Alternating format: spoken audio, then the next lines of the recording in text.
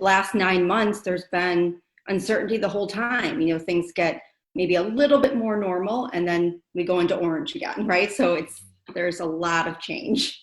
And it's affecting a lot of people. A lot of people are feeling isolated, numb, withdrawn, fatigue, even with the Zoom fatigue when people are on their computers all day. It's affecting everyone in different ways. Everyone's an individual and they're dealing with things in a different way. Is there general advice for how to cope with everything that's been going on? Acknowledging where you are, acknowledging how you're feeling, talking, communicating. We all can feel upset about something, and there are all different reasons why we're feeling upset. But if we keep it in, it just bounces around in our head. It doesn't go anywhere. So being able to talk about it is really helpful, acknowledging it, and also asking other people how they're doing, not just, your own pain, but if you're asking somebody else how they're doing, it kind of, you feel more relatable. You see that other people are struggling, and you're also, showing other people that you care. There's a new survey out by the Nationwide Children's Hospital that says 2/3 of parents are concerned about the long-term effect of this on the mental health of their children and being able to recover from all of that they're worried, right? I have 2 school-age kids at home. I think they've been resilient, but I will admit my wife and I do worry. In your professional opinion, I know this is, uncharted territory, but should we be worried about this? Well, we're in a pandemic, so there's a lot of worry out there. Our kids, no matter what age they are, they're always looking at their parents for reassurance and to see, how they should react, right? They look at us, they want comfort. So I think having those lines of communication now helps them later on. So it's important to be real with them at an age appropriate level, but also assure them that they're going to be okay, and give them coping strategies that maybe help for you, or just being able to talk to them is going to help long term. I think that's what it is, right? Acknowledging to children that this is difficult for everybody. How do we keep them positive? I mean, we're 9 months in on this.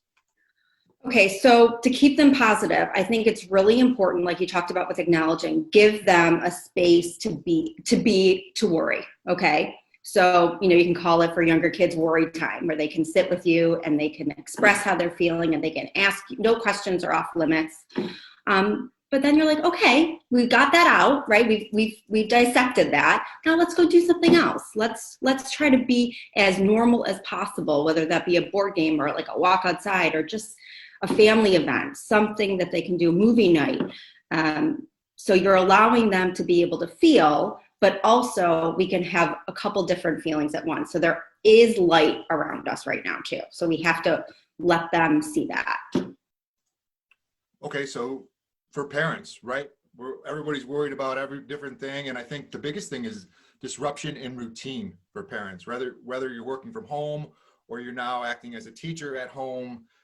There's a lot going on. What can we do? I mean, I have good days and bad days. What can we do for ourselves as parents, as families, to try and, to keep up with really the change in day to day?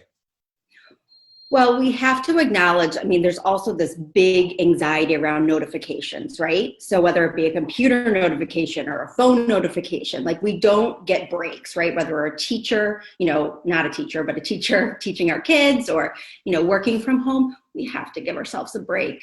Just even if, I know people are like, how am I going to find a break? I have no time in the day. Like 2-3 minutes to like walk away or to, just be able to like breathe through this and know that you're doing a good job. Giving yourself a pat on the back.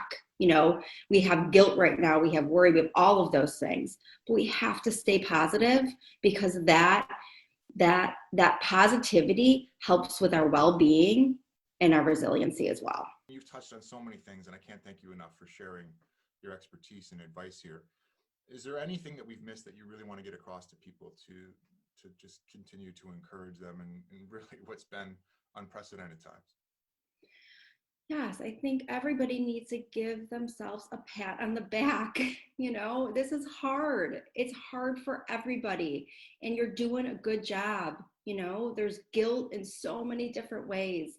And I think we need to work on ways to give ourselves a break, not to feel so much guilt, you know, try to put aside judgments of ourselves and others, and like work together and be kind to ourselves and others.